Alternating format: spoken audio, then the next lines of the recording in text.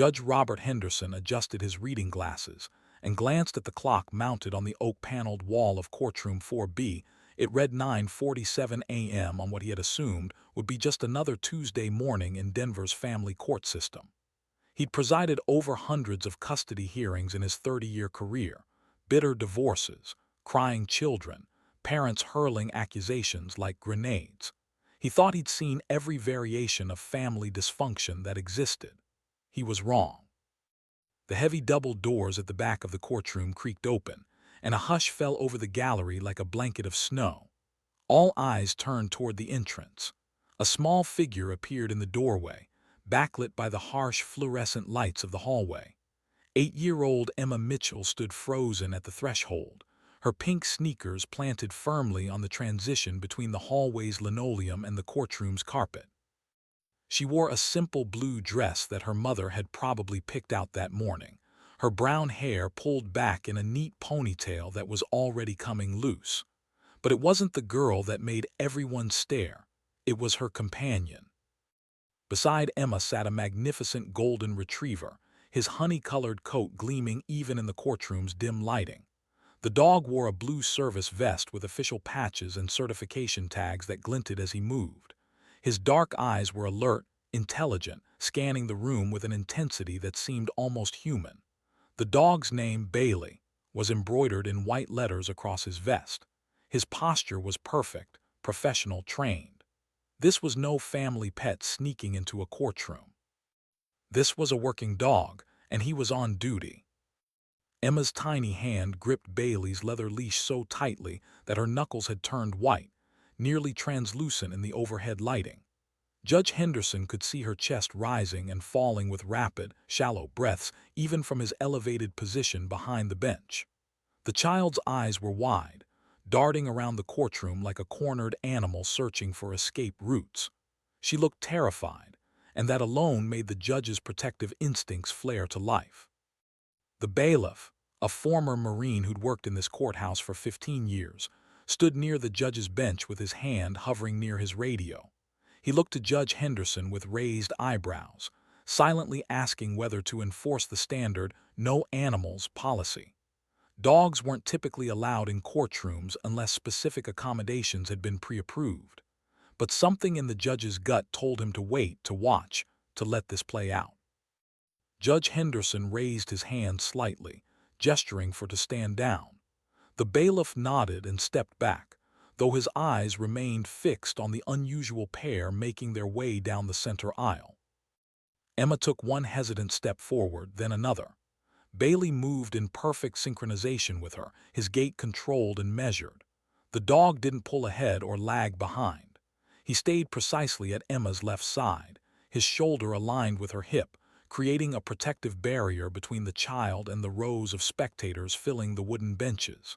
It was the kind of precision that came from months, maybe years, of intensive training.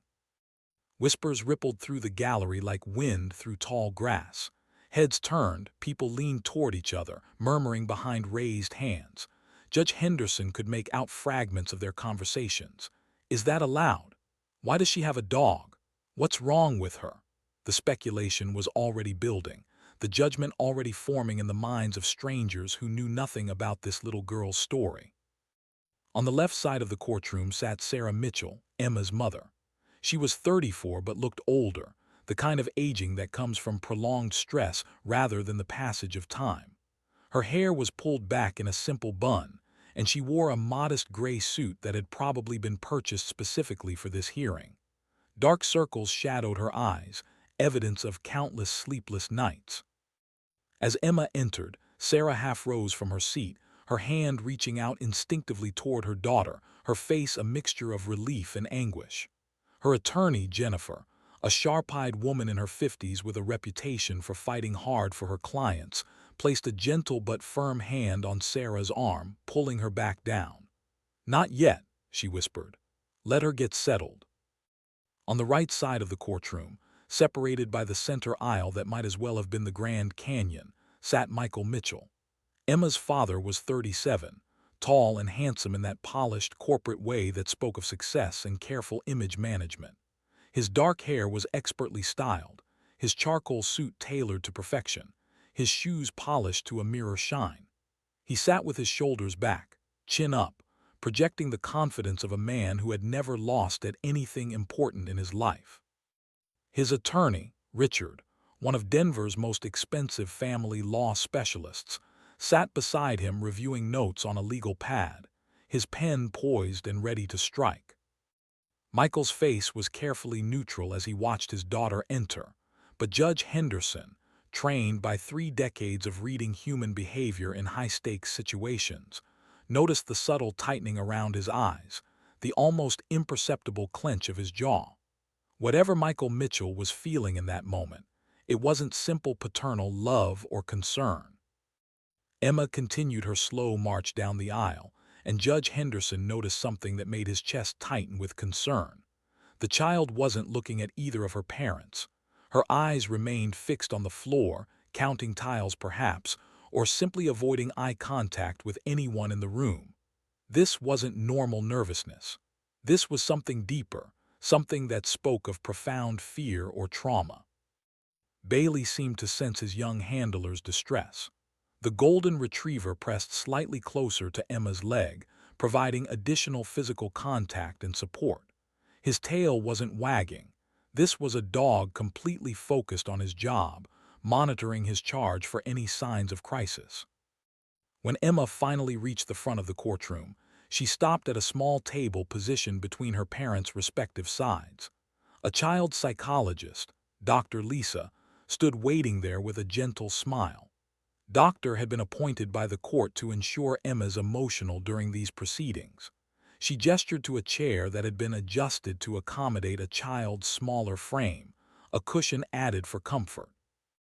"Hello, Emma," Doctor said softly, her voice barely audible to the rest of the courtroom. "You can sit right here, okay? Bailey can stay with you." Emma nodded mutely and climbed into the chair, her movements mechanical, robotic. Bailey immediately positioned himself beside her chair, sitting at perfect attention, his eyes never leaving Emma's face. The dog's intense focus was remarkable.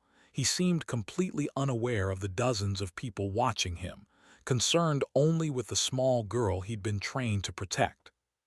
Judge Henderson leaned back in his leather chair, his fingers steepled under his chin as he observed the scene before him. The tension in the courtroom was thick enough to cut with a knife. Both parents sat rigid, barely breathing, as if any movement might shatter whatever fragile equilibrium existed in this moment. The attorneys shuffled papers, preparing their opening arguments, ready to do battle with words and legal precedents. But the judge's attention remained fixed on Emma and Bailey. There was something about their dynamic that nagged at him, something that triggered memories from years ago, from a different part of his life. Before his appointment to the bench, Judge Henderson had volunteered at a veteran support center, working with former soldiers struggling with PTSD. He'd seen service dogs there, not guide dogs for the blind, but psychiatric service dogs trained to help people cope with invisible wounds, with trauma that left no physical scars but was no less debilitating. Bailey's vest, his positioning, his unwavering attention to Emma, it all pointed to specialized training far beyond that of a typical emotional support animal. This dog wasn't just providing comfort. He was monitoring, assessing, ready to intervene if his handler showed signs of a crisis. The question that began forming in Judge Henderson's mind was simple but profound. What had happened to this 8-year-old child that required such intensive support? What trauma had she experienced that necessitated a medical intervention in the form of a psychiatric service dog? Judge Henderson cleared his throat, the sound cutting through the whispers and bringing immediate silence to the courtroom. "We are here today," he began, his voice carrying the weight of authority and purpose, "to determine the custody arrangement for Emma Mitchell, age 8, daughter of Sarah Mitchell and Michael Mitchell. This is a matter I take with the utmost seriousness, as the decision made in this courtroom will shape the life of a child." His eyes swept across the room, making brief contact with both parents, both attorneys, and finally settling on Emma, who still hadn't looked up from the floor. "Before we begin with opening statements," Judge Henderson continued, "I want to make something very clear. My primary concern, my only real concern, is the safety of this child. Everything else, parental rights, convenience, pride, anger, all of it is secondary to what is best for Emma." He paused, letting his words sink in, watching Michael shift almost imperceptibly in his seat, and Sarah wipe tears from her eyes. "Now," Judge Henderson said, adjusting his glasses once more, "let's proceed. Ms., you may present your opening statement on behalf of Sarah Mitchell." As Jennifer rose to her feet and began speaking about her client's dedication to Emma's, Judge Henderson's eyes drifted back to the little girl at the center of this legal storm. Emma sat perfectly still, her hand now resting on Bailey's head, her fingers buried in his golden fur. The dog leaned into her touch, providing pressure and warmth. And in that moment, Judge Henderson knew with absolute certainty that this case would be unlike any other he'd presided over. Something dark lurked beneath the surface of what appeared to be a standard custody dispute. And somehow, that golden retriever, that highly trained, intensely focused service dog, held the key to uncovering the truth. The question was, would he recognize that truth when he saw it? The courtroom felt smaller suddenly, the air heavier, as if the walls themselves were holding their breath, waiting for the moment when everything would change, when the carefully constructed facades would crumble and reveal what had really been happening to this frightened little girl. That moment was coming. Judge Henderson could feel it approaching like a storm on the horizon. He just didn't know it would be triggered by a simple signal from a child who had learned that sometimes, when you can't find your voice, you need someone else to speak for you, even if that someone has 4 paws and a tail. Michael Mitchell rose from his chair with the practiced grace of a man who had spent years perfecting his public image. At 6'2", he cut an impressive figure in his charcoal Tom Ford suit, the kind that whispered wealth and success without shouting it. His attorney, Richard, gave him an encouraging nod as he made his way to the witness stand, his Italian leather shoes clicking confidently against the hardwood floor. This was Michael's moment, and he knew it. He'd rehearsed for this, prepared for every question, anticipated every challenge. Judge Henderson watched Michael raise his right hand and swear to tell the truth, the whole truth, and nothing but the truth. The irony of that oath wasn't lost on the judge, who had heard countless liars speak those same words with complete conviction. Michael's hand was steady, his voice clear and strong as he affirmed the oath. No nervous tremors, no hesitation. Either this man was genuinely innocent, or he was one of the best actors Judge Henderson had ever seen in his courtroom.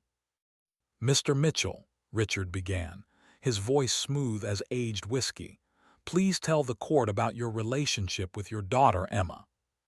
Michael turned slightly in his chair, angling his body toward Judge Henderson in a move that seemed spontaneous but was almost certainly calculated. His expression transformed into one of tender paternal love, his eyes softening, a slight smile playing at the corners of his mouth. "Your Honor," he began, his voice thick with emotion that seemed genuine enough to fool anyone who wasn't looking closely, "Emma is my entire world. She's my little princess, my sunshine. Being separated from her, these past months has been the most difficult experience of my life." Judge Henderson noticed Sarah flinch at those words, her jaw clenching, but he remained impassive, allowing Michael to continue. What he didn't allow himself to watch was Emma. Not yet. He needed to hear Michael's testimony without the distraction of the child's reaction, needed to form his own assessment first. "When Emma was born," Michael continued, his voice taking on a nostalgic quality, "I was there in the delivery room. I cut the umbilical cord. I was the first one to hold her after Sarah." He paused, as if overcome by the memory, raising his hand to his eyes as though wiping away a tear. "From that moment I promised her I would always protect her, always be there for her. And I've kept that promise, Your Honor, every single day." Richard consulted his notes, then looked back at his client. "Can you describe for the court what kind of father you've been? What activities did you do with Emma before this separation? Michael's face lit up like a marquee sign, enthusiasm practically radiating from him. Oh, where do I even start? Every Saturday morning we had our special breakfast tradition. I would make her Mickey Mouse pancakes. She loved those. We'd sit at the kitchen table and she'd tell me about her week, her friends, her dreams. Then we'd go to the park and I'd push her on the swings. She'd laugh and laugh, asking me to push her higher. His voice cracked slightly on that last word, and he paused again, composing himself. Judge Henderson had to admit it was a compelling performance. Michael came across as warm, engaged, devoted. But something felt off, like a photograph that had been slightly over-edited, making everything just a bit too perfect, too saturated, too unreal. I helped her with her homework every night I was home, Michael continued, gathering momentum. Math was her favorite, she got that from me. We'd work through problems together, and when she got the right answer, her whole face would light up. I enrolled her in piano lessons because she showed an interest in music. I never pushed her, Your Honor. I wanted her to explore her interests, to become her own person. And what about her room at your residence? Prompted. Ah, yes. Michael's enthusiasm seemed to reach new heights. I just moved into a new house in Cherry Creek, excellent school district, safe neighborhood, everything a child could need. Emma's bedroom is on the second floor, the biggest room in the house after the master. I had it professionally decorated based on everything she loves. Princess pink walls with a mural of Cinderella's castle, a canopy bed with gauze curtains she can close for privacy. A reading nook by the window with dozens of books I've been collecting for her. A desk for homework with all new supplies. I even had custom shelves built for her stuffed animal collection. He was painting a picture of paradise, of a father who spared no expense or effort for his daughter's happiness. Judge Henderson made a note on his legal pad. Too perfect. Mr. Mitchell continued, your ex-wife has made some serious allegations about your parenting. She suggested that Emma is afraid of you, that she experiences anxiety in your presence. How do you respond to these claims? For the first time, a flash of something darker crossed Michael's face. Anger, perhaps, or indignation. But it was gone so quickly that Judge Henderson almost wondered if he'd imagined it. Michael's expression reset to one of pained confusion. Your Honor, I honestly don't understand where these accusations are coming from, Michael said, his voice dripping with wounded bewilderment. Emma and I have always had a wonderful relationship. Yes, she's been quieter since the divorce, but that's to be expected. Divorce is hard on children. I've read all the research, consulted with child development experts. It's normal for kids to act out, to seem withdrawn. It doesn't mean she's afraid of me. He leaned forward slightly, his voice taking on a more urgent tone. I think what we're seeing here is parental alienation, Your Honor. Sarah has been, consciously or unconsciously, turning Emma against me. The timing of Emma's behavioral changes coincides exactly with when Sarah started limiting my visitation, when she started saying negative things about me in Emma's presence. Sarah half rose from her seat, her face flushed with anger.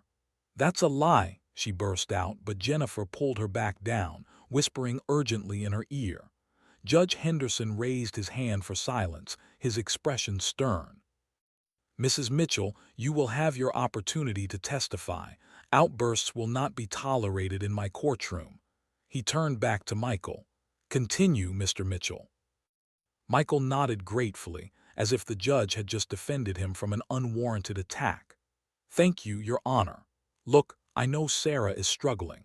The divorce was her idea, and I think she's dealing with regret, with anger, with a lot of complex emotions. And unfortunately, she's channeling those emotions into this custody battle, using Emma as a weapon against me. It was a calculated move, Judge Henderson realized. Michael was positioning himself as the reasonable parent, the victim of a vindictive ex-wife, while simultaneously suggesting that Sarah was emotionally unstable. Classic family court strategy.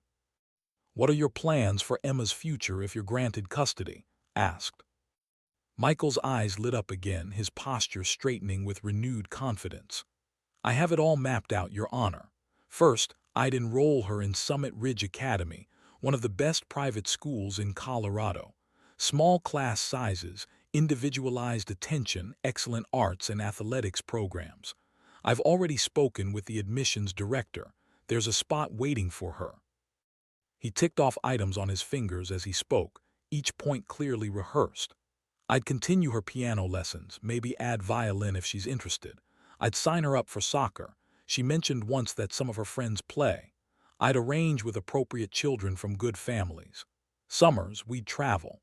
I'm thinking educational trips to Washington, D.C., historical sites, museums. I want to broaden her horizons, give her opportunities Sarah simply cannot provide on her teacher's salary." There it was, the subtle dig at Sarah's financial situation, designed to highlight Michael's superior resources. Judge Henderson noted it but kept his expression neutral. "Most importantly," Michael continued, his voice softening again, "I'd give her stability. A consistent routine, a beautiful home, access to the best therapists to help her work through whatever anxiety she's experiencing. I'd prove to her that her father loves her unconditionally and that all these accusations are just noise, just the unfortunate fallout of a messy divorce." Richard smiled, satisfied with his client's testimony. "No further questions, Your Honor." Judge Henderson nodded. "Ms., you may cross-examine." But the judge wasn't listening to Jennifer as she approached the witness stand, her expression predatory, ready to poke holes in Michael's perfect father narrative. Instead, Judge Henderson was finally allowing himself to look at Emma, and what he saw made his blood run cold. The little girl had gone absolutely rigid in her chair, her body locked in a posture that reminded the judge of soldiers he'd seen suffering from combat-related trauma, frozen, dissociated, somewhere far away from the present moment. Her face had lost all color, becoming pale as paper. Her eyes, which had been downcast throughout Michael's testimony, were now wide open, staring at nothing, seeing something terrible that no one else in the room could perceive. But it was her breathing that alarmed Judge Henderson most. Emma's chest was rising and falling in rapid, shallow gasps, the kind of hyperventilation that could lead to passing out. Her small hands gripped the arms of her chair so tightly that her knuckles had turned white, her fingernails digging into the wood. And Bailey, the golden retriever, had gone on high alert. The dog's entire body was tense, his ears forward, his dark eyes locked on Emma's face with laser focus. His training was evident in the fact that he hadn't broken position, hadn't moved from his spot beside her chair, but every muscle in his body was coiled and ready to act. Dr. Lisa, the child psychologist, had noticed too. She leaned closer to Emma, speaking in soft tones that Judge Henderson couldn't hear, but Emma didn't respond. The child seemed completely unreachable, lost in whatever internal hell Michael's voice had triggered. Judge Henderson's trained eye caught something else, something that made him reconsider every word of Michael's testimony. While Michael spoke about his love for his daughter, while he described the perfect room and the perfect future he'd planned, he hadn't once actually looked at Emma. Not once. His eyes had been on Judge Henderson, on his attorney, on the gallery, on his own hands, everywhere except on the small, terrified child sitting less than 20 feet away from him. It was the behavior of a man performing for an audience, not a father connecting with his daughter. As Jennifer began her cross-examination, asking pointed questions about Michael's work schedule, his frequent business trips, the nannies and babysitters who had actually raised Emma during her early years, Judge Henderson made another note on his pad. Watch the child, not the parent. Because Michael Mitchell's words painted one picture, that of a devoted, loving, involved father who had been unjustly separated from his beloved daughter. But Emma's body, her terror, her shut-down response, her desperate stillness, told an entirely different story. And Judge Henderson was beginning to suspect that the truth wasn't in what was being said in his courtroom. The truth was in what couldn't be said, in the silence of a traumatized child and the protective vigilance of a dog trained to recognize danger that others might miss. Michael Mitchell's performance was indeed perfect. Too perfect. And that perfection, Judge Henderson was beginning to realize, might be the most damning evidence of all. Sarah Mitchell's hands trembled as she took the witness stand, her fingers twisting together in her lap like tangled rope. She looked nothing like the composed, put-together woman she'd probably been before her marriage fell apart. Her gray suit hung slightly loose on her frame, weight she'd lost from stress, Judge Henderson guessed. Dark purple shadows beneath her eyes spoke of countless sleepless nights, and her skin had the pale, drawn quality of someone who'd forgotten what peace felt like. As she raised her right hand to take the oath, her whole arm shook. "Mrs. Mitchell," Jennifer began gently, understanding that her client was barely holding herself together, "please tell the court about Emma's behavior over the past 2 years." Sarah's eyes immediately filled with tears, and she grabbed a tissue from the box thoughtfully placed on the witness stand. "I'm sorry," she whispered, her voice barely audible. Judge Henderson leaned forward slightly to hear her better. It's so hard to talk about what's happened to my baby." "Take your time," encouraged. Sarah drew a shaky breath and dabbed at her eyes. "Emma used to be this bright, bubbly little girl. She loved singing, dancing around the house, making up stories. She was fearless, always the first kid to try the tallest slide at the playground, always raising her hand in class. Her kindergarten teacher said she was like sunshine, always lighting up the room." A sob caught in Sarah's throat. "That little girl is gone, Your Honor, and I've watched her disappear piece by piece, and I couldn't stop it." Judge Henderson noticed Michael's shift in his seat, his jaw tightening, but his expression remained carefully neutral. Richard was already making notes, preparing his counterattack. "When did you first notice changes in Emma's behavior?" asked. "About 2 years ago, right after Michael and I separated and he started having unsupervised weekend visits," Sarah said, her voice growing stronger with conviction despite her tears. "The first few times Emma came home quiet. I thought maybe she was just sad about the divorce, adjusting to going back and forth between houses. But then it got worse, much worse." Sarah looked directly at Judge Henderson now, desperation clear in her red-rimmed eyes.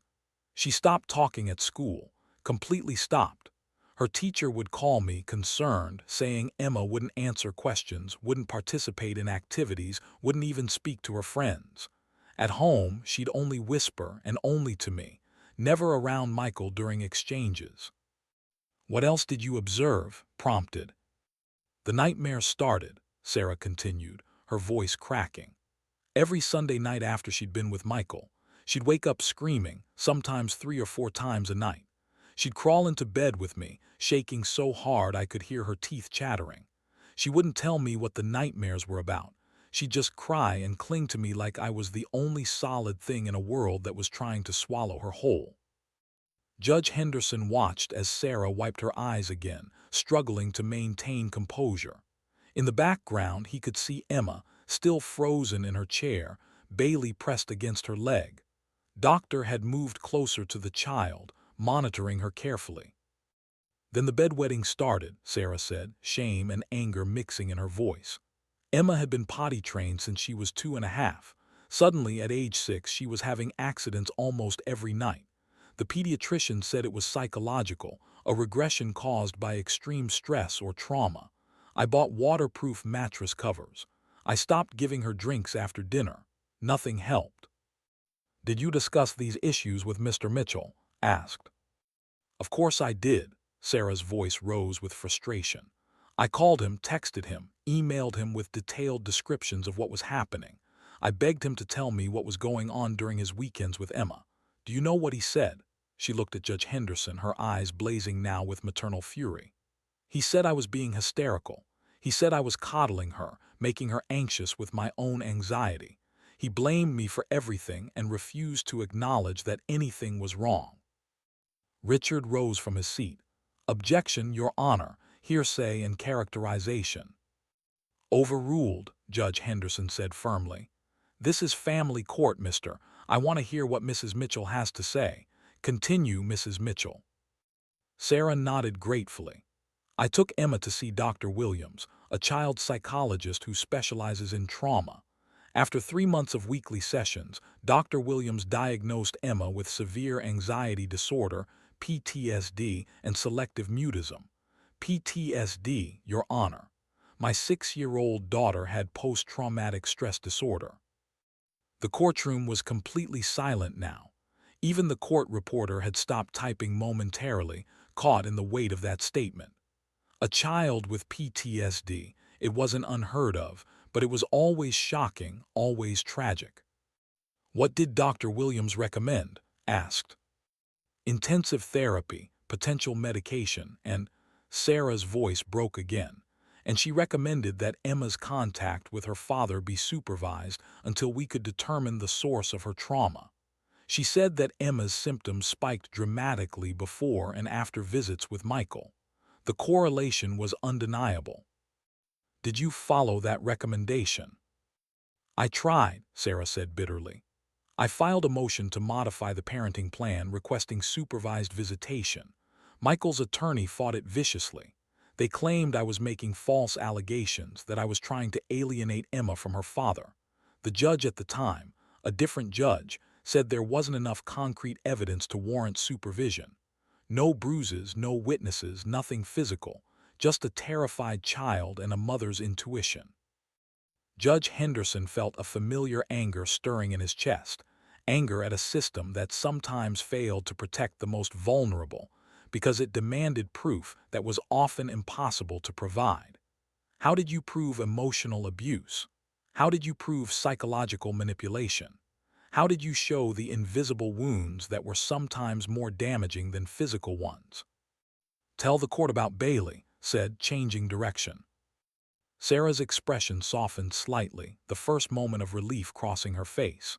Bailey saved my daughter's life. I'm not exaggerating. After months of traditional therapy with minimal progress, Dr. Williams suggested we apply for a psychiatric service dog through Paws for Healing. The waiting list was 2 years, but they had a dog that had been returned. His previous veteran recipient had passed away, and he was already fully trained. Bailey. She looked over at the golden retriever who was still vigilantly watching Emma. He came to us 18 months ago. The change in Emma was remarkable, not immediate but gradual. Bailey is trained to detect Emma's anxiety attacks before they happen. He can sense changes in her heart rate, her breathing, her stress hormones.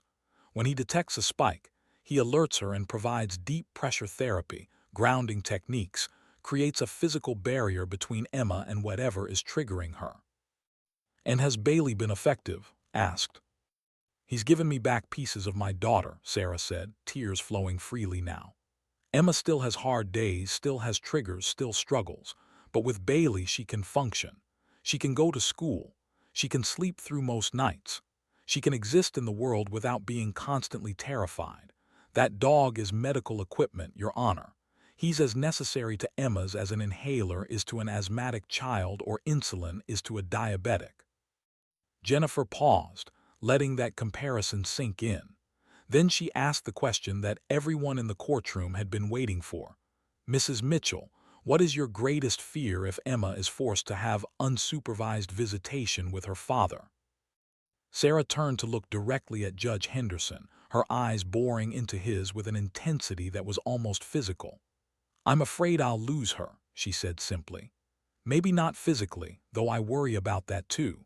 But I'm afraid I'll lose who she is, whatever's left of her spirit, her sense of safety, her ability to trust. I'm afraid she'll retreat so far inside herself that we'll never get her back. And I'm afraid, her voice dropped to a whisper, I'm afraid that one day, when she's older, when the pain becomes too much to bear, she'll make a choice that I can't come back from. The implication was clear, and it hung in the air like smoke. Suicide. Sarah was afraid her daughter would eventually take her own life if the trauma continued. Mrs. Mitchell, do you believe Michael has physically abused Emma? Asked bluntly. No, Sarah admitted. I've never seen bruises or marks. The doctors have examined her thoroughly. There's no evidence of physical or sexual abuse, and for that I'm grateful. But Your Honor, she turned back to Judge Henderson, there are other ways to destroy a child. Words can be weapons, control can be violence. Making someone feel small, worthless, afraid, that leaves scars too. They just can't be photographed or x-rayed. Richard was on his feet immediately. Your Honor, this is outrageous speculation without a shred of evidence.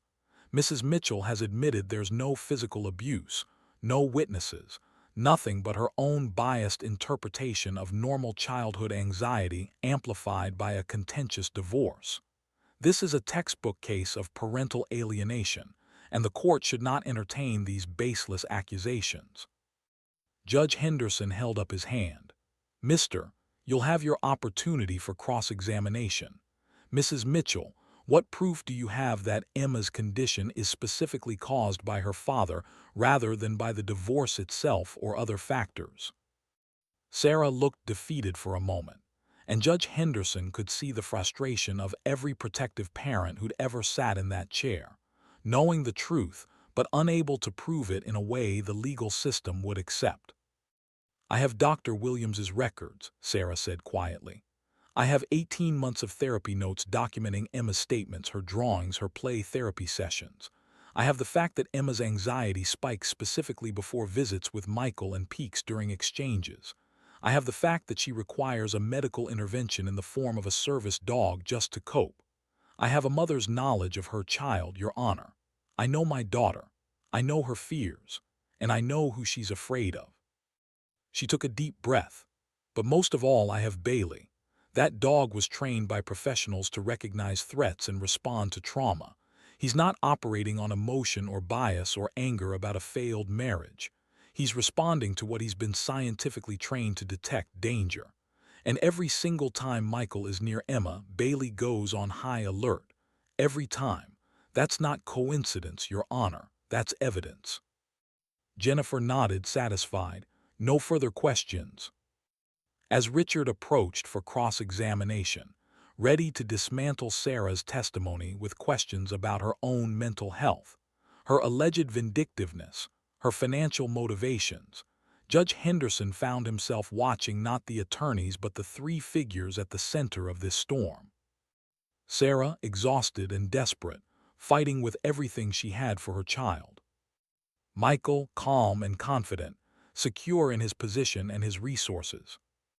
And Emma, silent and frozen, with only a golden retriever standing between her and whatever truth she carried locked inside her trauma. Judge Henderson had been wrong earlier. This wasn't just unlike any case he'd presided over. This was a case where he would have to decide not just custody arrangements or visitation schedules. He would have to decide whether to believe what could be proven in a courtroom, or what could be seen in a child's terrified eyes and a service dog's protective stance. And the weight of that decision was beginning to feel unbearable. The afternoon sun filtered through the tall courtroom windows, casting long shadows across the polished floor as Richard finished his aggressive cross-examination of Sarah Mitchell. Judge Henderson had granted a brief recess, and now, as everyone settled back into their seats, a heavy tension filled the air like electricity before a storm. Emma had been sitting silently for nearly 3 hours, and Judge Henderson could see the toll it was taking on the child. Her small body seemed to be folding in on itself, getting smaller with each passing minute. "Mr. Judge Henderson said, glancing at his notes, I believe you indicated you wanted Mr. Mitchell to provide additional testimony regarding his parenting plan." "Yes, Your Honor," replied, standing with characteristic confidence. "We'd like to address some of the allegations raised by Mrs. Mitchell and provide the court with a clearer picture of the loving home environment waiting for Emma." Judge Henderson nodded, and Michael Mitchell returned to the witness stand, settling into the chair with the ease of someone who believed victory was already his. He adjusted his tie, crossed one leg over the other, and smiled warmly at the judge, a smile that never quite reached his eyes. "Mr. Mitchell began, you've heard the accusations made by your ex-wife. She claims Emma is afraid of you. How do you respond to that?" Michael's expression transformed into one of profound sadness, his brow furrowing with what appeared to be genuine hurt. "It breaks my heart, Your Honor. Truly. Emma and I used to be inseparable. She was Daddy's little girl. I don't know what Sarah has been telling her during all this time we've been apart, but whatever it is, it's clearly affected Emma's perception of me." He leaned forward, his voice taking on an earnest, pleading quality. "I want the chance to rebuild our relationship. I want to show Emma that her father loves her unconditionally, that I'm not whatever monster Sarah has painted me to be in her mind. Children are impressionable, Your Honor. If one parent constantly speaks negatively about the other, of course the child will internalize that message." Judge Henderson noticed Bailey's ears perk up slightly as Michael spoke. The dog's head turned a fraction of an inch toward Michael's direction, his body tensing almost imperceptibly. Doctor, seated near Emma, also seemed to be paying closer attention, her professional instincts clearly alerting her to something. "Can you describe for the court," continued, "what a typical weekend with Emma would look like if you're granted the custody arrangement you're seeking?" Michael's face brightened, his enthusiasm appearing to bubble up naturally. "Of course. Friday evening I'd pick Emma up from school myself, not a nanny or babysitter, me personally. We'd stop for pizza at her favorite place, that little Italian restaurant on Madison Street. She always ordered the same thing, pepperoni pizza and a temple." As Michael spoke, something changed in the courtroom's atmosphere. It was subtle at first, like the air pressure dropping before a thunderstorm. Judge Henderson, attuned to such shifts after decades on the bench, felt it immediately but couldn't identify its source. "Saturday mornings," Michael continued, his voice growing more animated, "we'd sleep in a bit, then I'd make those Mickey Mouse pancakes I mentioned. We'd spend the day together, maybe go to the zoo or the science museum or just play in the backyard. I'd help her with any homework she brought. In the evening we'd watch a movie together, something age-appropriate that she'd choose. Sunday would be similar, church in the morning, brunch at the country club, maybe swimming if the weather was nice." He was painting an idyllic picture, each detail carefully chosen to demonstrate attentiveness and care. But Judge Henderson was no longer listening to Michael's words. He was watching Emma. The little girl had begun to change. Her breathing, already shallow, had become more rapid. Her face, pale before, had now taken on an almost grayish tinge. Her hands, which had been resting in her lap, had moved to grip the arms of her chair again, her small knuckles white with the force of her grip. Bailey noticed too. The golden retriever's entire demeanor shifted. His relaxed vigilance transformed into acute alertness. His dark eyes fixed on Emma's face with laser intensity, his body coiling like a spring ready to release. "And I'd make sure," Michael was saying, his tone becoming almost syrupy with affected emotion, "that Emma knew how much her daddy loves her. I'd tell her every day. I'd tuck her in at night and read her stories, just like I used to when she was younger. I'd brush her hair and help her pick out clothes and attend every school event and piano recital. I'd be the father she deserves, the father I've always been, if only given the chance." That's when it happened. Emma's right hand moved from the armrest to her ear in a motion so quick and specific that most people in the courtroom missed it entirely. Her small fingers grabbed her earlobe and tugged, once, twice, 3 times in rapid succession. It wasn't a nervous fidget or an absent-minded gesture. It was deliberate, practiced, purposeful. A signal. Judge Henderson's breath caught in his throat as recognition slammed into him like a physical force. He had seen this exact type of trained response years ago at the Veterans Center. Service dog handlers were taught specific, discrete signals they could give their dogs when they felt an anxiety attack coming, when they recognized their own triggers, when they needed intervention before a full crisis erupted. Emma had just signaled Bailey that she was not okay. The golden retriever's response was immediate and extraordinary. In one fluid motion, Bailey rose from his seated position and moved directly in front of Emma's chair, positioning his body as a physical barrier between the little girl and the rest of the courtroom. Specifically, between Emma and her father's side of the room. The dog's training was evident in every controlled movement. This wasn't random behavior or simple comfort-seeking. This was a highly trained medical response to a crisis situation. Bailey turned to face Emma, his large body now blocking her view of Michael entirely. He lifted his right paw and placed it gently but firmly on Emma's knee, the first step in what was clearly a rehearsed sequence. Emma's hands immediately moved from the chair's armrests to bury themselves in the thick fur of Bailey's neck. The dog then shifted his weight, pressing his chest against Emma's legs and applying deep pressure therapy, a technique used to calm acute anxiety and panic attacks. His head moved to rest against Emma's shoulder, and she turned her face into his neck, essentially hiding herself behind and within the dog's protective presence. The transformation in Emma was instantaneous. Her rapid breathing began to slow. The terrible tension in her small shoulders started to ease. She was still clearly in distress, but Bailey had caught the crisis before it spiraled into a full panic attack. The courtroom had gone completely silent. Even Michael had stopped speaking mid-sentence, his mouth hanging open slightly as he watched his daughter essentially hide from him behind a dog.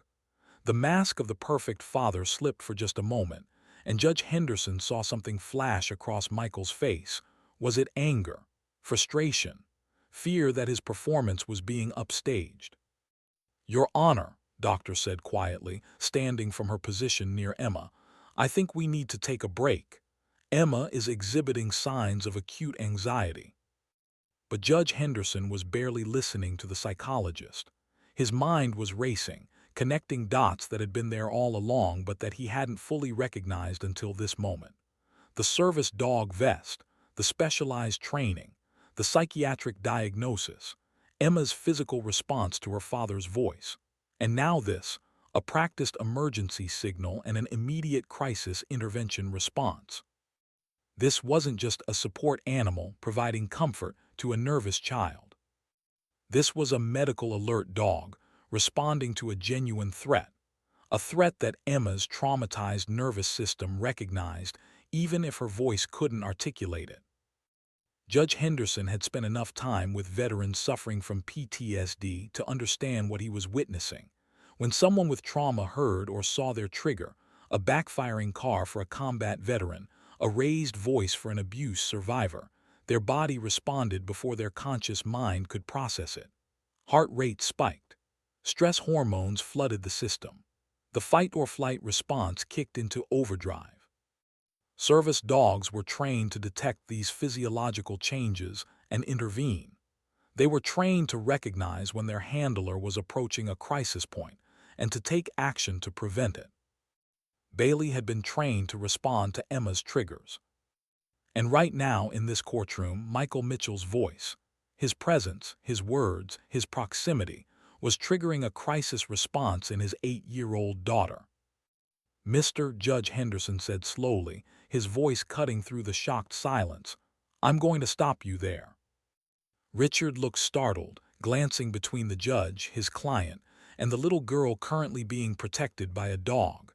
"Your Honor, we were just—" "I know what you were doing," Judge Henderson interrupted, his tone carrying a weight that made even the experienced attorney step back. "But I need to understand something. Mrs. Mitchell." He turned his attention to Sarah, who had half risen from her seat, her face pale with worry for her daughter. "That dog's vest indicates he's a service animal. Is that correct?" "Yes, Your Honor," Sarah said quickly.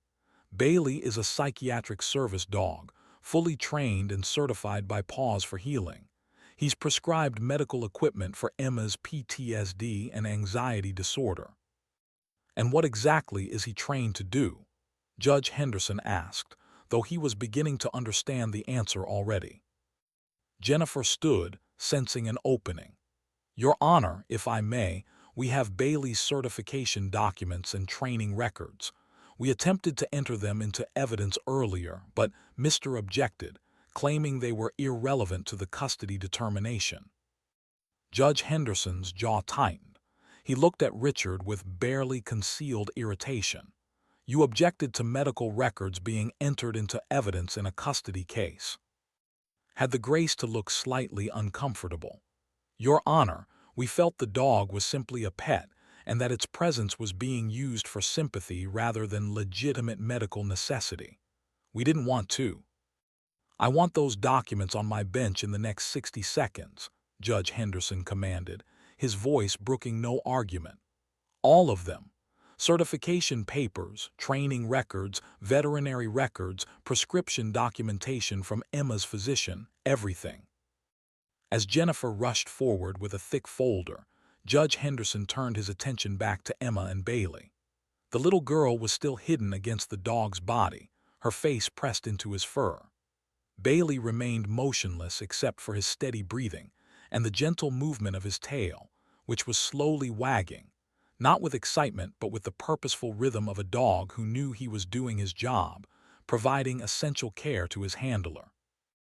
Michael Mitchell had gone very still in the witness stand, his confident demeanor cracking around the edges. He looked like a man who had just realized that his carefully constructed performance was crumbling, and he couldn't figure out how or why. Judge Henderson opened the folder had provided and began reading, his expression growing darker with each page. Training certification from Paws for Healing. Prescription from Dr. Williams specifically citing Emma's need for psychiatric service dog support. Detailed training logs showing that Bailey had been trained to detect elevated heart rate and breathing changes, indicating panic attacks. Respond to handlers' distress signals. Provide deep pressure therapy during anxiety episodes. Create physical barriers between handler and identified triggers. Alert to emotional dysregulation before full crisis occurs. And then Judge Henderson found the page that made everything crystallize with brutal clarity. It was a training specification sheet, detailing Emma's specific triggers that Bailey had been trained to recognize and respond to. Primary triggers: adult male voices, particularly authoritative tones, feeling cornered or trapped, specific cologne scent brand noted, sudden movements toward handler, raised voices, direct prolonged eye contact with authority figures. Judge Henderson's hands tightened on the papers. Adult male voices, authoritative tones. These weren't random anxieties. These were specific, learned fear responses. The kind that came from repeated negative experiences with a particular type of person. He looked up from the documents to find Michael Mitchell staring at him, and for the first time, Judge Henderson saw past the expensive suit and practiced charm to something colder underneath. He saw a man who was very, very good at hiding who he really was. "Mr. Mitchell," Judge Henderson said quietly, dangerously, "you may step down from the witness stand." As Michael stood, moving back toward his seat, Bailey's head snapped up, tracking the movement. The dog positioned himself more firmly in front of Emma, and Judge Henderson heard a sound he hadn't heard before, a low, almost subsonic rumble from deep in Bailey's chest. Not quite a growl, but a warning. A sound that said, "I am watching. I am protecting. Do not come closer." Judge Henderson had been a judge for 30 years. He had presided over murders, assaults, frauds, and countless custody battles. He prided himself on his objectivity, his ability to see through lies and manipulation.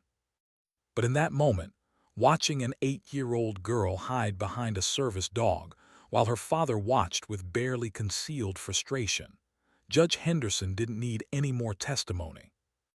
The signal had been given. The truth was being told. He just had to be willing to listen to it. Judge Henderson called for an immediate recess, his voice carrying an urgency that made everyone in the courtroom sit up. "We'll reconvene in 30 minutes. Bailiff, please escort Mr. and Mrs. Mitchell to separate waiting areas. Doctor, please attend to Emma." His eyes swept across the room with an intensity that silenced any potential objections. Mr., I need both of you in my chambers. Now." As the courtroom emptied, Judge Henderson watched Emma being gently guided out by Doctor. Bailey pressed protectively against her side. The little girl's face was still buried in the dog's fur, her small body trembling. That image, that heartbreaking picture of a child so terrified she needed an animal to shield her from her own father, seared itself into the judge's mind. In his chambers, Judge Henderson didn't sit behind his imposing desk as he usually did. Instead, he stood by the window, his back to the two attorneys, his mind racing through 15 years of memories he'd tried to forget. His hands gripped the windowsill, knuckles white. "Your Honor," Jennifer ventured carefully, "are you all right?" Judge Henderson turned slowly, and both attorneys took an involuntary step back. His face had transformed from judicial neutrality to barely controlled fury. "Do either of you know why I volunteer at the Veterans Crisis Center every Thursday evening?" he asked, his voice deceptively calm. The attorneys exchanged confused glances. "No, Your Honor," said cautiously. "My son David served 2 tours in Afghanistan," Judge Henderson continued, moving to his desk where a framed photo sat, a young man in military uniform smiling broadly. "He came home with PTSD so severe he couldn't sleep through the night, couldn't handle crowds, couldn't function in normal society. The VA gave him a service dog named Ranger. That dog saved my son's life. Multiple times." He picked up the photo, his thumb brushing across the glass. "David taught me everything about service dogs, how they're trained, what their behaviors mean, the specific signals and responses. I spent 3 years learning alongside him and Ranger, understanding the science and the bond." He set the photo down carefully. "David died 4 years ago, not from war, from suicide. One night when Ranger was at the vet for a routine procedure and couldn't be with him." The room went deathly silent. Jennifer's eyes filled with tears. Even Richard looked shaken. "So when I watched that little girl give a trained signal to her service dog," Judge Henderson continued, his voice hardening, "when I saw that dog respond with textbook crisis intervention protocols, when I witnessed a child having a panic attack triggered by her own father's voice, I knew exactly what I was seeing, and it made me sick." He turned his gaze to Richard. "You objected to the service dog documentation being entered into evidence. You called Bailey a pet. You dismissed legitimate medical equipment as a sympathy ploy. Why?" Shifted uncomfortably. "Your Honor, we believed." "You believed it would hurt your case," Judge Henderson interrupted coldly.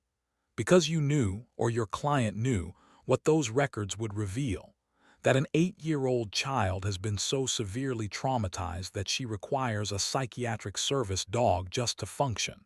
That's not normal divorce anxiety, mister. That's clinical PTSD." He opened the folder had provided and began pulling out documents, slapping them on his desk one by one. "Training certification, medical prescription, therapy notes. And look at this." He held up a particular page. "A detailed list of Emma's specific triggers that Bailey was trained to respond to. Adult male voices in authoritative tones, feeling cornered, sudden movements. These are fear responses learned from repeated traumatic experiences with a specific type of person." Richard found his footing. "Your Honor, with all due respect, correlation isn't causation. Emma's anxiety could stem from the divorce itself, from her mother's influence, from—" "Stop." Judge Henderson's single word cracked like a whip. "I've read the therapy notes now. Dr. Williams has been treating Emma for 2 years. Do you know what's in these notes, mister? What you try to keep heavily redacted?" He picked up another document, reading aloud. "Patient Emma M., age 6, presents with severe selective mutism and anxiety following weekend visits with father. Patient exhibits signs of emotional dysregulation, hypervigilance, and fear responses when father's name is mentioned. In play therapy sessions, patient repeatedly stages scenarios where child figure is trapped, controlled, or criticized by adult male figure. Patient has disclosed feeling scared and wrong around father, but becomes too distressed to elaborate." Judge Henderson looked up. "There's 2 years of notes like this, session after session documenting a pattern. Emma's anxiety spikes before visits with her father. She shuts down afterward. She has nightmares specifically on Sunday nights after weekend custody. She regresses developmentally. and every single trigger Bailey is trained to respond to correlates directly with behaviors and situations involving her father. Your Honor, tried again, his voice strained. Dr. Williams never explicitly states that Mr. Mitchell abused Emma. There are no concrete allegations of. Because children can't always articulate their trauma. Judge Henderson's control finally snapped, his voice rising. Especially when their abuser is skilled at manipulation, at making them feel like they're the problem, at operating just below the threshold of what can be proven. Do you know how many veterans I work with who can't explain why a certain smell or sound sends them into a panic? They just know it does. Their bodies remember what their minds try to suppress. He took a breath, forcing himself back to judicial composure. I watched Emma in that courtroom. She didn't just look nervous or sad. She looked terrified, genuinely bone-deep terrified. And when her father spoke about their wonderful relationship and his plans for her future, plans he made without ever asking what she wanted, that child gave a distress signal to her medical service dog. Jennifer stepped forward. Your Honor, we've been trying to get this information properly considered for months. Every time we raise concerns about Emma's welfare, we're accused of parental alienation. We have a therapist's professional opinion, medical documentation, and now you've witnessed firsthand how Emma responds to her father. What more evidence do we need? The kind that would hold up if this gets appealed, Judge Henderson admitted, his anger giving way to grim determination. Which is why I'm going to do something I've never done in 30 years on the bench. He picked up his phone and dialed. Dr. Williams, this is Judge Robert Henderson from Denver Family Court. I'm in the middle of a custody hearing for your patient, Emma Mitchell. I need you in my courtroom in 1 hour with every piece of documentation you have. And I need Bailey's head trainer from Paws for Healing here as well. After hanging up, he turned back to the attorneys. We're going to put that service dog and his training on the record. We're going to have Dr. Williams testify without the restrictions your objections placed on her, mister. And we're going to establish, clearly and irrefutably, what Emma's medical and psychological needs actually are. Your Honor, this is highly irregular, protested. You can't just. I can, and I am. Judge Henderson cut him off. This is family court.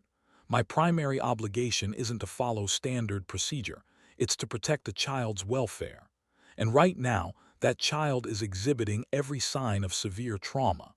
I will not send her back into a situation that could be harmful simply because we lack the right paperwork or because someone's afraid of being irregular. He fixed with a stare that had made hardened criminals confess. Here's what's going to happen. I'm going to hear testimony from Emma's therapist and from the service dog trainer. I'm going to understand exactly what Bailey was trained to detect and respond to. I'm going to review every therapy note, every medical record, every piece of evidence that establishes Emma's mental health status. And then I'm going to make a ruling based on what's actually best for that little girl, not what's convenient for the adults in her life. And if Mr. Mitchell is innocent, asked, a last-ditch effort to defend his client, if this really is all a misunderstanding or the result of the mother's influence. Judge Henderson was quiet for a long moment. Then the evidence will show that. Professional documentation doesn't lie, mister. Trained service dog responses don't lie. A child's nervous system, her physiological reactions to perceived threats doesn't lie. He paused. But people do. Parents lie, even to themselves. They rationalize their behavior, minimize their impact, convince themselves that their control is love and their criticism is guidance. He moved back to the window, looking out at the Denver skyline. I learned something from my son's experience with PTSD. The body keeps the score. That's what one of the trauma experts wrote. Even when the mind tries to suppress memories, even when someone can't find words for what happened to them, their body remembers. It reacts. It protects itself. Judge Henderson turned back to face the attorneys. Emma's body is telling us something. Bailey, trained by professionals to read her physiological responses, is telling us something. And I'm going to listen. because I failed to fully understand what my own son's service dog was trying to tell me and he died. I won't make that mistake again." The weight of that admission hung in the air. Jennifer wiped her eyes. Even Richard looked affected, his usual courtroom bravado dimmed. "Go get your clients," Judge Henderson said quietly. "Tell them we're resuming in 1 hour. Tell Mr. Mitchell that Dr. Williams and the service dog trainer will be testifying. And tell him," he paused, his jaw tightening, "tell him that his performance as the perfect father is over. We're going to hear from the professionals now, the ones who have no agenda except Emma's." As the attorneys left, Judge Henderson sat heavily in his leather chair, exhaustion and determination warring within him. He pulled out his phone and looked at a text message he'd received that morning from the Veterans Crisis Center. "Judge H. just wanted you to know, Ranger's handler from the center said your advice last week saved his life. You're making a difference." Judge Henderson stared at the message, then at the photo of his son. "I didn't save you, David," he whispered to the image, "but maybe I can save her." He opened the therapy notes again, reading more carefully now, seeing the pattern that should have been obvious from the start. Emma wasn't just anxious. She was traumatized, and her trauma had a source, a trigger, a face. In 1 hour, he would prove it. Not with accusations or speculation, but with science, with professional expertise, with the undeniable evidence of a child's body telling the truth that her voice couldn't speak. Bailey had given the signal. Now Judge Henderson was going to make sure someone finally listened. The 30-year veteran of the bench was about to do something unprecedented. He was going to let a service dog testify, not with words but with actions, not with opinions but with trained, observable, documented responses to genuine threats. And God help Michael Mitchell if that testimony confirmed what Judge Henderson already suspected. Because this time, the truth wasn't going to be buried under legal maneuvering and expensive attorneys. This time, justice was going to have 4 paws and a cold nose. And a judge who finally understood what he was looking at. Exactly 1 hour later, the courtroom reassembled with a palpable shift in atmosphere. Judge Henderson sat behind his bench with the demeanor of a man on a mission, his usual judicial restraint replaced by something more primal, a protector's determination. The gallery had swelled with additional observers, sensing that something significant was about to unfold. Michael Mitchell sat rigid in his chair, his expensive suit suddenly seeming like armor that might not hold. His attorney whispered urgently in his ear, but Michael's eyes remained fixed straight ahead, his jaw clenched so tight a muscle twitched in his cheek. The courtroom doors opened, and Dr. Williams entered. She was a woman in her mid-50s with kind eyes behind wire-rimmed glasses and an air of unshakable professional authority. She carried a leather briefcase that Judge Henderson suspected contained documentation that would change everything. Behind her came Maria, a stocky woman with calloused hands and the confident posture of someone who'd spent decades training animals. She wore a pause-for-healing polo shirt and moved with quiet purpose. "Dr. Williams, Ms., thank you for coming on such short notice," Judge Henderson said as they were sworn in. "Dr. Williams, you'll testify first. Please take the stand." As Dr. Williams settled into the witness chair, Judge Henderson noticed Emma being brought back into the courtroom by Dr. The little girl looked pale and exhausted, her eyes red-rimmed from crying. Bailey immediately pressed against her side as she took her seat, and Judge Henderson saw the dog's attention sharpen, his entire body on alert. "Dr. Williams," Judge Henderson began, bypassing the attorneys entirely, "you've been treating Emma Mitchell for approximately 2 years, is that correct?" "Yes, Your Honor," Dr. Williams replied, her voice clear and professional. "I began seeing Emma when she was 6 years old, referred by her pediatrician due to severe anxiety and selective mutism." "And in your professional opinion, what is the source of Emma's trauma?" Richard shot to his feet. "Objection! Your Honor, you can't just ask leading questions that assume." "Overruled," Judge Henderson said flatly. "This is my courtroom, mister, and I'll ask what I deem necessary. Dr. Williams, please answer." Dr. Williams took a breath, her expression grave.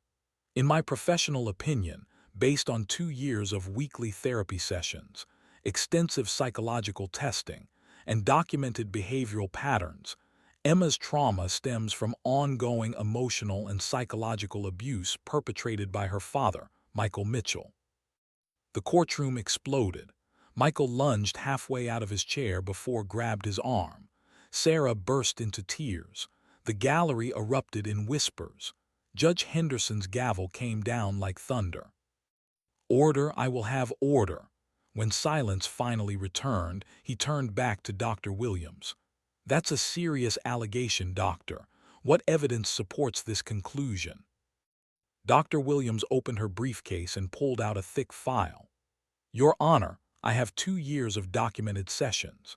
Emma exhibits classic signs of complex psychological trauma, hypervigilance, emotional dysregulation, selective mutism, regression in developmental milestones, and severe anxiety specifically triggered by her father's presence or the anticipation of visits with him." She pulled out several drawings, holding them up for the judge to see. In art therapy, children often express what they cannot verbalize. These are Emma's drawings from various sessions. The images were disturbing. A large dark figure looming over a small one, a child trapped in a box, faces with no mouths, storms of black and red covering entire pages. This one, Dr. Williams held up a particularly haunting image. Emma drew after a weekend visit when she was 7. I asked her to draw her family. She drew her mother in warm colors, yellow, pink, orange. She drew herself very small in the corner. And her father, she turned the image toward the courtroom. She drew as a giant shadow with no face but with a large mouth. When I asked her what the mouth was doing, she said, "Telling me I'm wrong." Judge Henderson felt his chest tighten. "What else did Emma disclose in your sessions?" "Emma rarely speaks during sessions, Your Honor. Her selective mutism is severe. But through play therapy, art therapy, and sand tray work, she's communicated a consistent pattern. Her father is controlling, critical, and emotionally manipulative. He makes her feel constantly inadequate. He demands perfection. He punishes her emotionally when she fails to meet his standards, standards that are impossible for a child her age to achieve." Dr. Williams's voice grew more intense. "Emma has enacted scenarios where a father figure tells the child figure she's stupid, clumsy, disappointing, where the father figure demands the child sit perfectly still during meals, speak only when spoken to, never cry or show weakness, where the father figure alternates between excessive praise when the child performs correctly and cold withdrawal when she doesn't. This is textbook emotional abuse, control, criticism, and conditional love designed to keep the victim constantly anxious and seeking approval." Objection was on his feet again. "This is speculation based on child's play, which is notoriously unreliable. Children have vivid imaginations. They—" Dr. Williams cut him off, her voice sharp. "I have a PhD in child psychology and 23 years of clinical experience specializing in childhood trauma. Play therapy is not child's play, it's a validated, research-backed therapeutic technique. Children process trauma through play because they lack the cognitive development and vocabulary to articulate complex emotional experiences. What Emma has shown me over 2 years is not imagination. It's memory. It's trauma reenactment." Judge Henderson leaned forward. "Dr. Williams, why hasn't Emma made explicit verbal disclosures about abuse?" "Because her father is sophisticated in his abuse, Your Honor. There are no bruises, no broken bones, nothing obvious. He's taught her that she's the problem, that she's too sensitive, too emotional, too flawed. Children in these situations often believe they deserve the treatment they receive. They protect their abuser because they've been conditioned to believe the abuse is love, or that they caused it, or that no one will believe them anyway." She pulled out another document. "Additionally, Emma exhibits what we call learned helplessness. On 3 occasions when I gently encouraged her to tell me specific things her father did that made her scared, she shut down completely. Stopped speaking. Stopped responding. Once she had a full panic attack. This is consistent with a child who has been threatened, explicitly or implicitly, not to tell. Threatened, Judge Henderson's voice went cold. Explain. Not necessarily with violence, Dr. Williams clarified. Emotional abusers are often more subtle. Don't upset your mother with stories. This is private family business. People won't understand our relationship. You're remembering it wrong.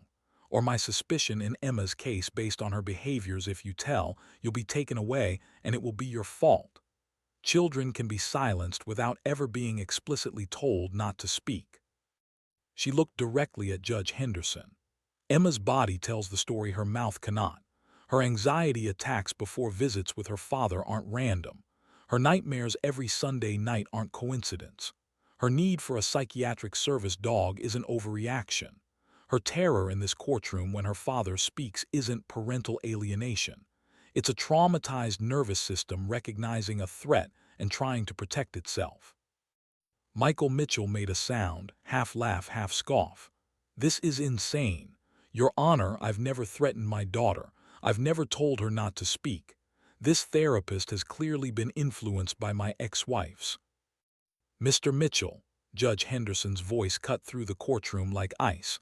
You are not currently testifying. You will remain silent or I will have you removed. Michael's face flushed with anger, but he clamped his mouth shut. Judge Henderson saw it then, the mask slipping, the carefully controlled image cracking to reveal something harder and colder beneath. He turned back to Dr. Williams. Doctor, you prescribed Bailey as a psychiatric service dog for Emma. Why? Because traditional therapy wasn't enough, Dr. Williams said simply. Emma was getting worse, not better. She was developing suicidal ideation at age 7, thinking about death, wishing she could go away forever, drawing herself disappearing. That's when I knew we needed intensive intervention. The courtroom went silent. Suicidal ideation in a 7-year-old. Sarah Mitchell's face crumpled and she buried it in her hands. Jennifer put an arm around her client's shoulders. Bailey provides constant monitoring and intervention, Dr. Williams continued. He detects Emma's physiological stress responses before they become full panic attacks. He provides grounding, deep-pressure therapy and creates physical barriers between Emma and her triggers. Most importantly, he gives Emma a sense of safety she hasn't felt in years. With Bailey, she can function. Without him, she paused. I genuinely fear for her life. Judge Henderson felt the weight of those words settle over the courtroom. Dr. Williams, in your professional opinion, what would happen to Emma if she were forced into unsupervised custody with her father? Dr. Williams met his gaze steadily. I believe she would regress catastrophically. The progress we've made over 2 years would be erased. Her suicidal ideation would likely return and intensify. We might lose her, Your Honor. Not metaphorically. Actually lose her. The research on childhood trauma is clear. Children who experience ongoing psychological abuse without intervention or protection are at dramatically elevated risk for suicide, particularly as they enter adolescence. Emma is 8 now. In a few years, she'll have the means and the understanding to act on those dark thoughts, and if we fail to protect her now, we may not get another chance. The silence that followed was suffocating.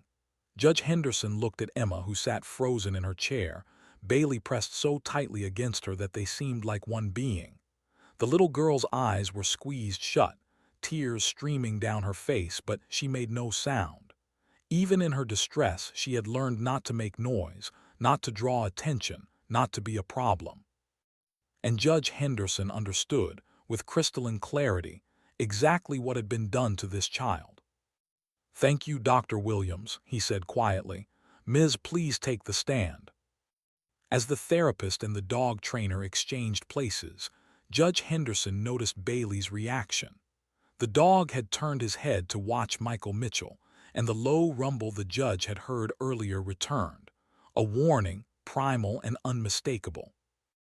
Bailey knew exactly who the threat was. And now Judge Henderson was going to prove it. "Ms.," he began, "tell me about Bailey's training.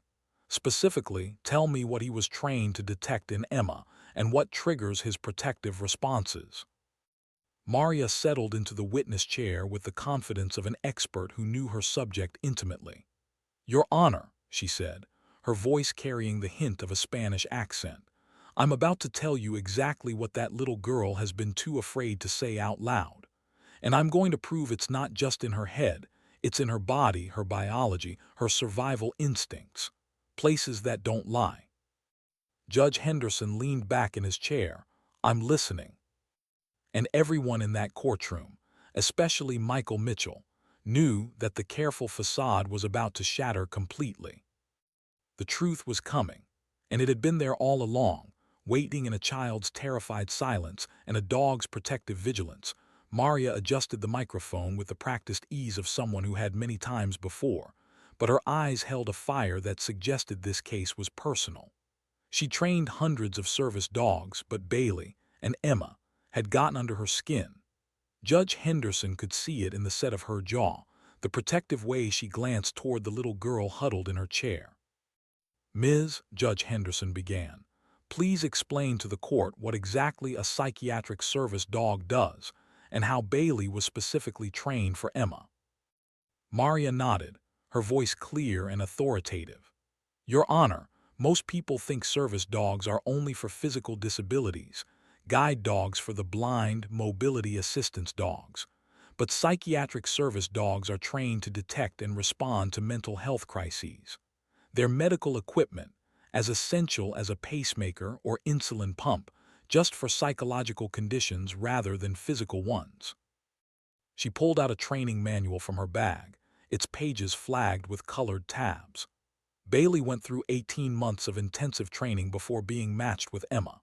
He learned to detect physiological changes that indicate acute anxiety or panic, elevated heart rate, changes in breathing patterns, the release of stress hormones through sweat and scent. Dogs have up to 300 million scent receptors compared to our 6 million. They can literally smell fear, anxiety, and stress." "And what was Bailey specifically trained to respond to in Emma's case?" Judge Henderson asked. Maria's expression darkened. "That's where it gets specific, Your Honor.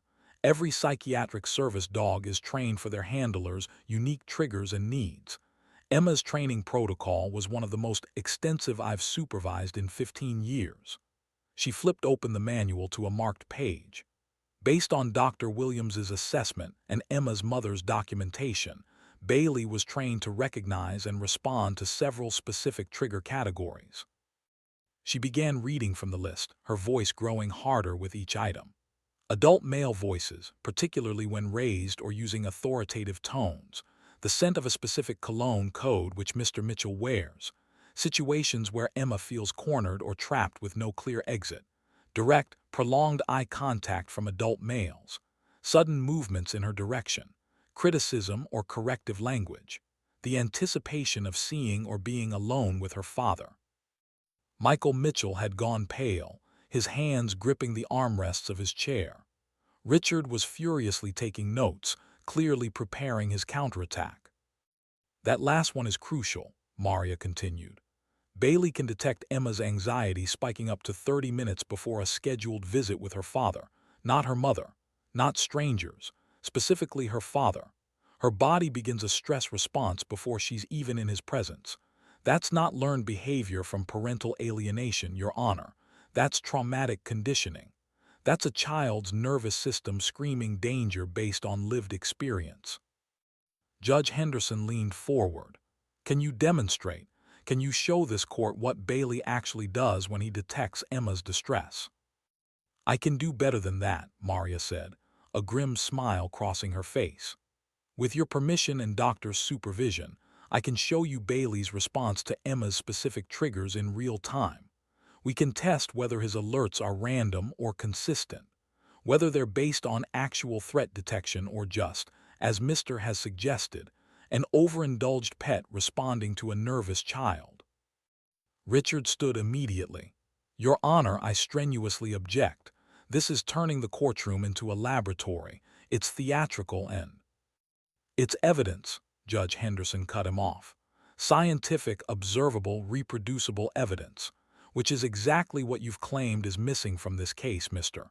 Your objection is overruled. Ms., proceed.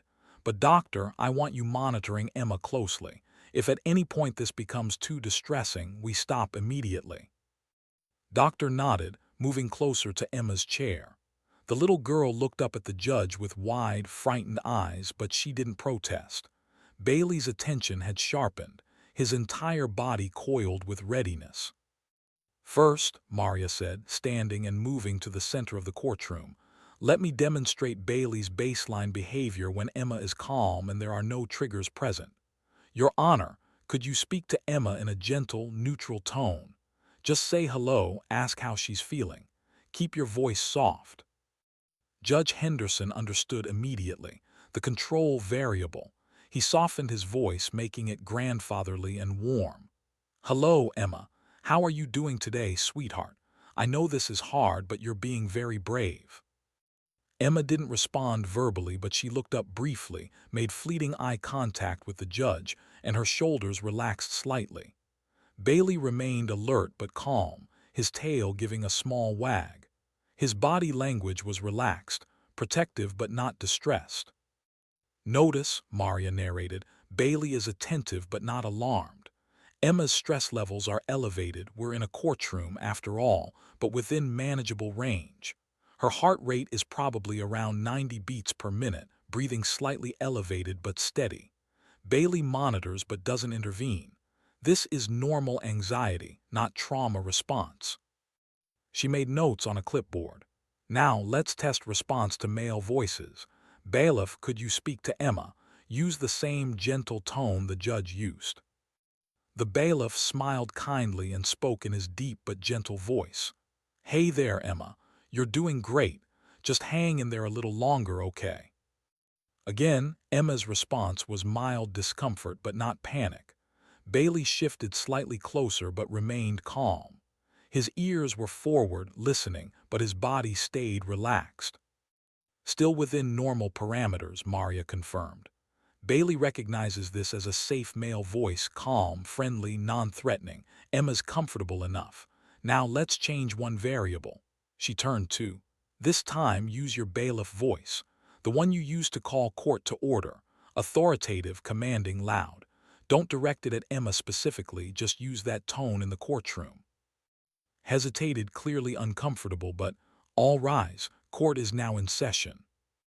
The change in Emma was instantaneous and heartbreaking. She flinched, her body jerking as if she'd been struck. Her breathing accelerated immediately, becoming rapid and shallow.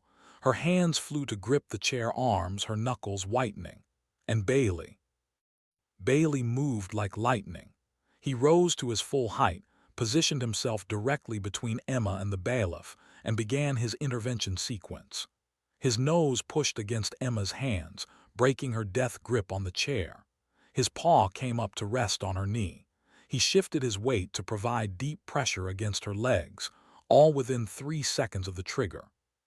Stop there, Maria said quickly, and the bailiff immediately returned to his normal voice, apologizing softly to Emma. Notice Bailey's response time and precision. He detected Emma's stress spike through scent and physical cues, her breathing change, muscle tension, heart rate jump, and intervened before she could spiral into full panic. This is trained medical intervention, not a pet seeking attention. She turned to Judge Henderson. Emma's heart rate probably spiked to 120 or higher. Her cortisol levels surged. Her nervous system interpreted that authoritative male voice as a threat, even though intellectually she knows bailiff is safe. That's trauma, Your Honor. Her body doesn't differentiate because it's been conditioned to associate that specific type of voice with danger. Judge Henderson watched as Bailey worked, the dog's focus entirely on Emma, gently licking her hands and pressing his weight against her until her breathing began to slow. The process took nearly 2 minutes, 2 minutes of watching a child fight her way back from the edge of panic. Now, Maria said, her voice taking on a steely quality, let's test the most specific trigger, the one that's going to make my point undeniable. She turned to face Michael Mitchell directly. Mr. Mitchell, would you please stand and speak to your daughter? Use that same tone you used earlier when testifying about your relationship with her. The enthusiastic, affectionate voice. Tell her you love her and miss her. The courtroom went utterly silent. Michael's face had gone through a range of emotions, confusion, anger, fear, before settling on calculated confidence. He clearly thought this would prove his innocence, that speaking lovingly to his daughter would show everyone that Sarah and the therapist were wrong. He stood slowly, straightening his suit jacket, and turned toward Emma. His voice, when he spoke, was warm, tender, every word dripping with paternal affection. "Hi, Princess. Daddy loves you so much. I miss you terribly. I can't wait until we can be together again, just you and me like old times. Remember our special weekends. Remember how much fun we had. I just want to take care of you, sweetheart. I want to give you everything you deserve. You're my special girl, my perfect little Emma." The transformation in Emma was catastrophic. Her entire body went rigid, every muscle locking simultaneously. Her face drained of all color, becoming gray-white. Her eyes went wide and glassy, pupils dilating to dark pools. Her mouth opened in a silent scream, no sound emerging. Her hands began to shake violently, then her whole body, trembling like a leaf in a hurricane. And Bailey exploded into action. The dog moved with such speed and precision that several people in the gallery gasped. He lunged upward, placing his front paws on Emma's chest, pushing her back against the chair, deep pressure therapy at maximum intensity. His body formed a complete barrier between Emma and her father's side of the courtroom. He pushed his face against hers, licking her cheeks, her hands, her arms, providing tactile stimulation to ground her in the present moment. A low, continuous whine emerged from his throat, not distress but communication. "I'm here, I've got you, you're safe, come back to me." But Emma had already gone somewhere else. Her eyes stared at nothing, seeing horrors only she could perceive. Her breathing had become so rapid and shallow she was hyperventilating. Her hands clutched Bailey's fur with desperate, painful intensity.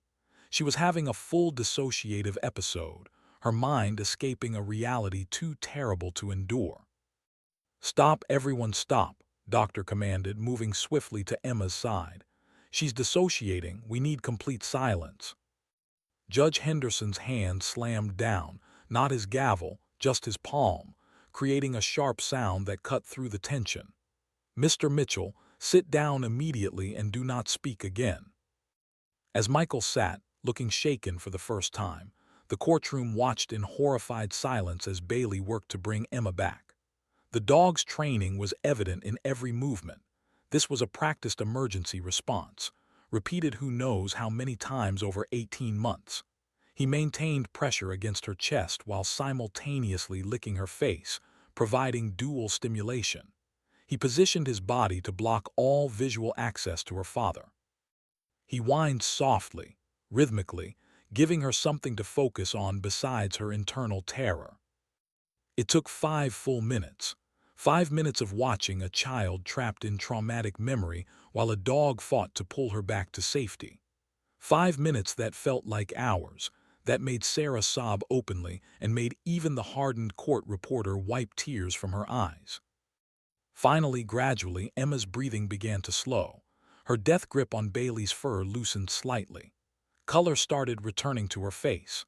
Her eyes, distant and unseeing, began to focus on Bailey's face, on his brown eyes locked on hers with unwavering devotion. She blinked once, twice, 3 times. And then, barely audible, she whispered into Bailey's fur, "Good boy, good Bailey." The dog's tail gave a single, triumphant wag. Maria turned to face Judge Henderson, her eyes blazing with righteous fury. "That, Your Honor, is what happens every single time Emma is exposed to her father. Maybe not always that severe. Bailey usually catches it earlier. But that response, that terror, that dissociation, that is a child whose nervous system has been programmed through repeated trauma to recognize her father's voice, his presence, his affection as a threat to her survival." She pointed at Michael Mitchell, her voice shaking with controlled rage. "That man just told his daughter he loves her and she had a complete psychological breakdown. Her body shut down to protect her mind from something too painful to process.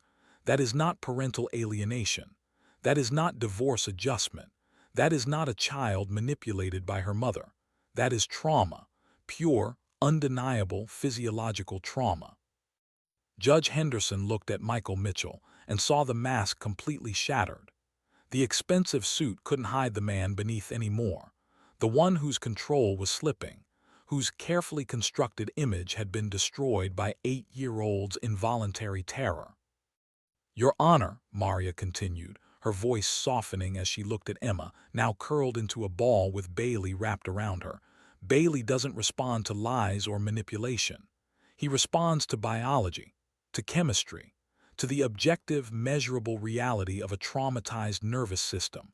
He can't be fooled by stories or influenced by bias. He detects truth at the molecular level." She turned back to the judge. "And Emma's truth is this: her father terrifies her, not because someone told her to be afraid, but because her body, her instincts, her survival mechanisms have learned through experience that he is dangerous. And Bailey, trained to protect her from that danger, has just shown you exactly what that looks like." Judge Henderson sat back in his chair, the weight of what he'd witnessed pressing down on him like physical force. He looked at Michael Mitchell, who sat frozen, unable to speak, because anything he said now would sound hollow against the evidence of his daughter's trauma. He looked at Sarah Mitchell, vindicated but devastated, watching her child suffer. He looked at Emma, slowly recovering in Bailey's protective embrace, and made his decision. "We're in recess," he said quietly. "When we return, I'll deliver my ruling." Because he'd just seen the most compelling testimony he'd encountered in 30 years on the bench. And it hadn't required a single word. Just a little girl's terror and a dog's trained response to danger that was all too real. Judge Henderson sat alone in his chambers, the door locked, the blinds drawn. The framed photo of his son David in his military uniform stared back at him from the desk. He picked it up with trembling hands, his thumb tracing the glass over his son's smiling face. "I see it now, David," he whispered. "I see what Ranger was trying to tell me about you. I'm so sorry I didn't understand in time." He set the photo down gently and opened the case file one more time, though he'd already memorized every relevant detail. 2 years of therapy notes, medical records documenting anxiety, PTSD, selective mutism, Bailey's training certifications, Dr. Williams's professional assessment, and burned into his memory, Emma's face as her father spoke to her, the absolute terror in her eyes before she disappeared into dissociation. 30 years on the bench, 30 years of making decisions that shaped lives, but Judge Henderson had never felt the weight of a ruling quite like this. Get it wrong, and he might be sending a child back to her abuser, but make an accusation this serious against a father without absolute certainty, and he could destroy an innocent man's life. Except it wasn't uncertainty anymore. He'd seen the evidence, not in words or allegations, but in biology, in a child's involuntary physiological response to her father's presence, in a service dog's trained intervention for a legitimate medical crisis. Science didn't lie. Bodies didn't lie. Judge Henderson stood, straightened his robes, and walked back into the courtroom with the bearing of a man who'd made peace with a difficult truth. The gallery had filled to capacity during the recess, word having spread throughout the courthouse that something unprecedented was happening in Courtroom 4B. Every seat was taken, people standing along the back wall. The air crackled with anticipation. Emma sat in her chair, Bailey pressed against her side, Doctor's hand resting protectively on the child's shoulder. Sarah Mitchell looked aged by stress, her hands clasped together as if in prayer. Michael Mitchell had regained some composure, but his expensive suit couldn't quite conceal the nervous energy radiating from him. His attorney, Richard, looked like a man who knew he was about to lose but couldn't figure out how it had happened. "All rise," bailiff called, and the courtroom stood as one. Judge Henderson took his seat and gestured for everyone to sit. He didn't pick up his gavel. He didn't shuffle papers. He simply folded his hands on the bench and looked directly at Michael Mitchell. "Mr. Mitchell," he began, his voice carrying the weight of 3 decades of judicial authority, "I'm going to tell you something I rarely share from the bench. Before I became a judge, before I went to law school, I was a public school teacher. 5th grade. I taught for 7 years, and in that time, I learned to read children in ways that most adults never develop." He paused, letting silence fill the courtroom. "I learned that children have a language all their own, not words but behaviors, reactions, the things they won't say that tell you everything you need to know. I learned to spot the kids who came to school hungry, who flinched at loud noises, who became too quiet, too compliant, too eager to please. I learned that sometimes the most well-dressed, well-spoken parents were the ones whose children carried the deepest wounds." Michael shifted uncomfortably, but Judge Henderson's gaze never wavered.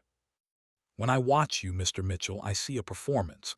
An excellent performance, granted. You say all the right words. You present the perfect image of a devoted father. Your plans for Emma are detailed and well thought out. Your home is beautiful. Your resources are abundant. On paper, you look like the ideal parent." He leaned forward. "But when I watch Emma, I see something else entirely. I see a child who has learned to be invisible, to be silent, to disappear rather than risk displeasing you." Sarah's hand flew to her mouth, stifling a sob. Jennifer squeezed her client's shoulder. "This morning, I watched you testify about your relationship with Emma," Judge Henderson continued. "You spoke for 20 minutes about your love for your daughter, your plans for her future, your vision of your life together. Do you know how many times you actually looked at Emma during that testimony? How many times you made eye contact with your daughter while professing your devotion to her?" Michael opened his mouth, but no sound came out. "Zero," Judge Henderson said flatly. "Not once. You looked at me. You looked at your attorney. You looked at the gallery, but you never actually looked at your daughter, because you weren't talking to Emma or about Emma. You were performing for an audience, trying to convince me of something. And that, Mr. Mitchell, was your first mistake." He picked up Bailey's training documents. "Your second mistake was underestimating what we could learn from a service dog. You and your attorney tried to dismiss Bailey as a pet, as an emotional support animal, as Sarah's manipulation tactic. But Bailey is none of those things. He's a highly trained medical professional, yes, professional, who spent 18 months learning to detect and respond to Emma's specific trauma triggers." Judge Henderson's voice grew harder. "And do you know what Bailey's training records say, Mr. Mitchell? They list your cologne, your specific authoritative tone of voice, the anticipation of visits with you. These aren't random anxieties. These are conditioned fear responses to you specifically, not to men in general, not to authority figures in general, to you." Michael finally found his voice. "Your Honor, with all due respect, a dog's reactions cannot be considered." "A dog's reactions are based on objective physiological data," Judge Henderson interrupted sharply. "Bailey doesn't respond to stories or manipulation. He responds to Emma's heart rate, her breathing, her stress hormones. He detects biological markers that cannot be faked. And what I witnessed in this courtroom was undeniable. When you spoke to your daughter, speaking words of love and affection, she had a complete dissociative episode. Her body shut down to protect her mind from you." The courtroom was dead silent. Judge Henderson could hear his own heartbeat in his ears. "I've read Dr. Williams's testimony carefully," he continued. "Emotional and psychological abuse is insidious precisely because it leaves no visible marks. You don't need to hit a child to damage them, Mr. Mitchell. You just need to make them feel perpetually inadequate, constantly criticized, forever walking on eggshells trying to meet impossible standards. You need to make them believe that your love is conditional on their perfect performance, and that they are fundamentally flawed and disappointing." He held up Emma's drawings, the dark shadowy figure looming over the small child. "Children don't draw these images when they feel safe and loved. They draw them when they're trying to process something terrifying that they don't have words for. Emma has been trying to tell us what's happening for 2 years. We just needed to learn her language." Judge Henderson set the drawings down and looked directly at Emma.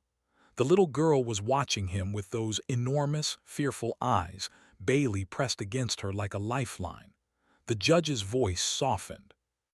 "Emma, I want you to know something. You are not the problem. You are not too sensitive or too emotional or too difficult. You are a brave little girl who has been carrying a very heavy weight, and it's not your job to carry it anymore. Adults are supposed to protect children, not make them feel afraid. And I'm sorry that the adults in your life didn't understand what you were trying to tell us sooner." Tears streamed down Emma's face, but for the first time since the hearing began, she didn't look away. She held the judge's gaze, and something in her expression, hope, maybe, or relief, made Judge Henderson's chest tighten with emotion. He cleared his throat and returned his attention to the courtroom at large. "I'm going to issue my ruling now. Custody of Emma Mitchell is awarded to Sarah Mitchell, sole and legal. Michael Mitchell's parenting time is suspended pending completion of a comprehensive psychological evaluation by a court-appointed expert, not someone of his choosing. If and only if that evaluation clears him, visitation may resume under the following conditions. Visits will be supervised by a professional monitor at a therapeutic visitation center. Emma will continue therapy with Dr. Williams. Bailey must be present at all visits. And the moment Emma shows signs of distress or Bailey indicates a crisis response, the visit ends immediately." Michael shot to his feet, his face flushed with rage, the mask finally dropping completely. "This is outrageous. You can't take my daughter away based on a dog and some drawings. I have rights. I'll appeal this so fast." "Mr. Mitchell," Judge Henderson's voice cracked like a whip, "you are addressing the court. You will sit down and be silent, or I will hold you in contempt." Michael remained standing, his hands clenched into fists, his whole body vibrating with barely contained fury.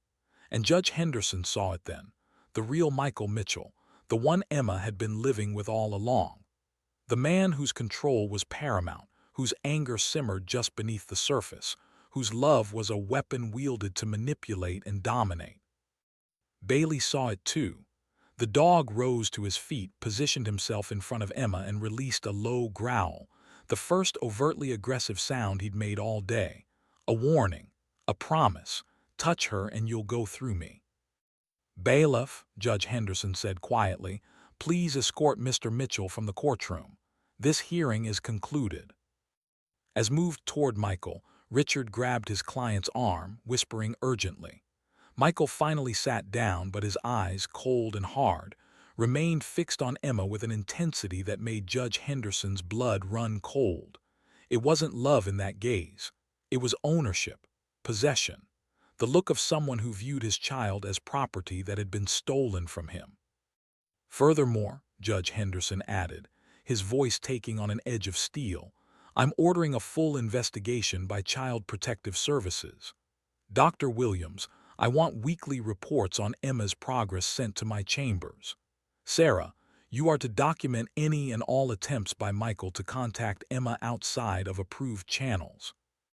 And Michael," he fixed the man with a stare that had made criminals confess, "if you violate any aspect of this order, if you attempt to contact Emma inappropriately, if you try to manipulate or intimidate Sarah or the therapeutic team, I will not hesitate to terminate your parental rights entirely.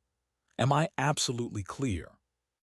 Michael's jaw worked, but he managed a tight nod. Judge Henderson's gavel came down with finality. "This court is adjourned." As people began to rise, Sarah Mitchell collapsed into Jennifer's arms, sobbing with relief.